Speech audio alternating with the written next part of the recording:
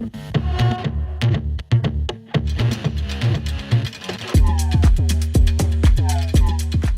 evening, YouTube, and welcome back to another episode here at WILDMAN Lifts. I'm your host, WILDMAN. Now on today's episode, as you can see, I've got my trusty bucket out, and it's full of rice. Now what I'm going to do is I'm going to push my hand, close fist, into the bucket, and then I'm going to open my hand, and I'm going to pull it out very slowly. And I'm going to continue to do this for 100 repetitions. Now, the reason why I'm doing this is because I do a lot of gripping. You see that I do deadlifting, bench press, pull-ups, stones, involves a lot of gripping, and the primary movement is this way. But how many times do we work the antagonistic movement, which is the opposing resistance, but going the opposite way? This is to make sure that all the muscles in my forearm and in my elbow are being balanced. Because if you have too much pull on your primary, then you're going to start getting like tennis elbow or golfer's elbow, which is tendonitis. So to avoid tendonitis, this is how I do this. And ever since I've started doing this years ago, I haven't had any elbow or shoulder pain ever since. Now, the reason why I remember to do this as of late is because I had a wonderful opportunity to attend a grappling class. And as a result, I found out that my method of training and my method of madness is actually very beneficial no matter what type of body type I was grappling with. But since I was doing a lot of grabbing and a lot of pulling, my forearms and my elbow and my shoulders are feeling a slight pinch in it. So in order to counter that, I'm going to be doing some rice therapy today. But as I do this, I'm going to be speaking about my grappling class and my experience and why I think now my method of training is superior compared to other styles of training. So let's get started right now. I got the opportunity to attend a grappling class, like I said, which was pretty much just a jiu-jitsu class / wrestling class, but they were just trying to mainly teach how to control somebody on the ground and not letting them stand back up.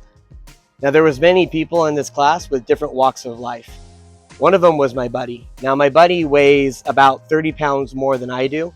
He goes to the gym and he lifts casually, just the basic stuff, takes out the dumbbells, does, kind of the bro science workout where he breaks up chest, back and legs on different days and works his core and runs. So he's pretty much doing like what we call the bro science workout. Nevertheless, he is taller than me by a few inches and he weighs more than 30 pounds more than I do. And I weigh about 225 pounds. Now, when we were doing the grappling class, we were doing wrist controls. We were doing controlling the circle, the mat within the gym. And we were also working on getting in a powerful position not to be taken down and how to defend it, but also how to take down somebody and more importantly, how to keep them on the ground so that they don't get up and try to pummel you or get in a position of advantage over you. So when it came to, controlling the wrists and controlling the circle, my buddy had no chance against me. I'm not very good at controlling the wrists. I kept getting confused. I kept having to say left, right, right, no left, no right. And if you're a grappler, then you know what I'm talking about. I haven't trained jiu-jitsu in years, and I wasn't even that good in jiu-jitsu when I took it back then. So my buddy and I were learning, but I was able to control the circle and pretty much beat him on the wrist control simply because I was stronger than he was. Now, the evaluators there kind of noticed that. So they paired me up with a really big guy in the gym. He was about my height, but he weighed about maybe 20 pounds more than me. And he was all muscle, like way more muscular than I am.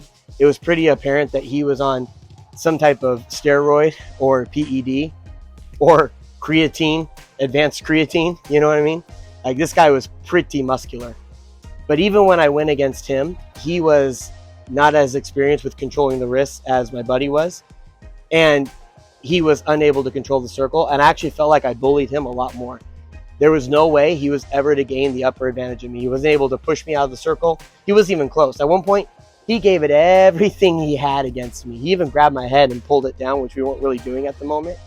And he still was unable to move me. And then I simply just moved him out of bounds like he was absolutely nothing. Now, the last guy that they paired me with was a brown belt in jiu-jitsu. You heard me right. A brown belt in jiu-jitsu. And this guy was extremely disciplined. He immediately snapped to when the evaluator was talking.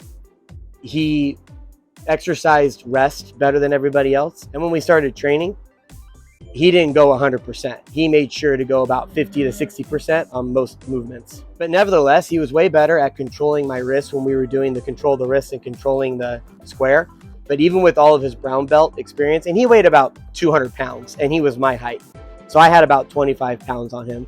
But even when he tried to do super secret brown belt jiu-jitsu stuff on me to try to get me out of the circle, he wasn't able to do it. And he was able to control my wrists a lot better.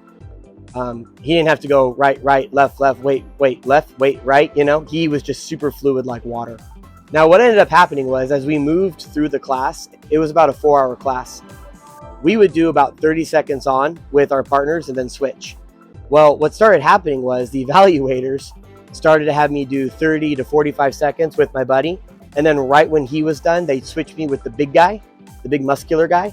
And then we would immediately do drills with him. And then when he was done and I was completely gassed, they threw the brown belt on me. So I was basically grappling for over 2 minutes with guys that were fresh, that got the time to watch me get super tired.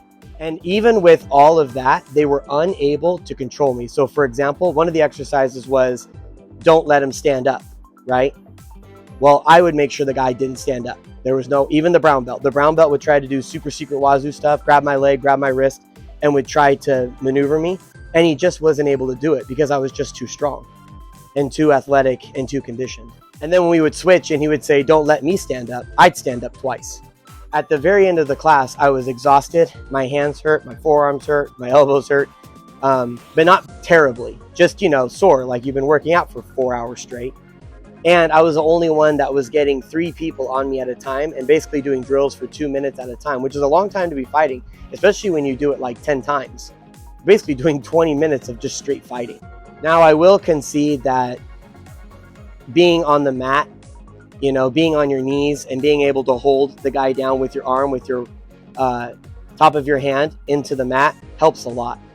Versus if you're fighting somebody in real life and you're fighting on grass or asphalt or concrete, and you're going to be jacking up your hand if you actually do something like that, or your knees. You're just going to jack up your knees, because even on the mat, I was getting mat burn on the back of my hands and on my knees. But on the other side of it was I was in that brown belt's element. That's where he trains all the time. That's where he's comfortable all the time. And he was unable to submit me or prevent me from escaping every single time we fought. And he was the third guy that I had to fight. So the bottom line is I never get to pressure test my training techniques. I never get to see how they perform against other human beings, because most of the time humans are pretty passive against each other. And if somebody does step up to me and wants to fight, they back down pretty quick, because I'm a lot bigger and pretty intimidating looking with my tattoos and with my 1,000-yard stare, that a lot of people just don't want to fight me. Versus when I was a lot lighter, like 150, 170 pounds, I used to get people that would try to fight me all the time. Not that I was always looking for a fight, but I always hung out at places where fights typically happen and alpha males need to try to prove themselves. So whether it was my buddy who was a few inches taller than me and heavier than I was, or an extremely muscular person who could bench press, deadlift, and squat more than I could, or a brown belt in jiu-jitsu who weighs about 200 pounds, which is pretty heavy for a jiu-jitsu guy. Usually they weigh a lot less than that. My method of training was able to withstand them, and not only withstand them one by one, but I also was able to beat them consecutively when I was exhausted. And that's just because of my giant set training format. I always looked for a way where I could build my strength, build my athleticism, and to build my conditioning and my balance. And I think I found that with the style of training I'm doing right now with these compound lifts, strongman movements, which are very practical to real life, and putting them into giant set format to make sure that I'm even all the way around. And now that I got to pressure test my training against actual people and was able to be a rock star because I was able to withstand each one 45 seconds at a time when I was physically exhausted after each one, really gives a testament to what my training is and how it's able to apply in real life. So I encourage everybody to really look at my videos and to really see what I'm trying to put out there. I put a lot of effort into trying to share what I know with the rest of the world, because there's been other YouTube stars out there that have shared what they know, and I've combined all of their movements together and all of their teachings, and I've kind of applied it to my own. And when I was able to go against some very decent people, I was very impressed with how I held up and how strong I was. So that'll do it for tonight. My hands are feeling a lot better than they were before I started this video, and I will see you next time. Thank you.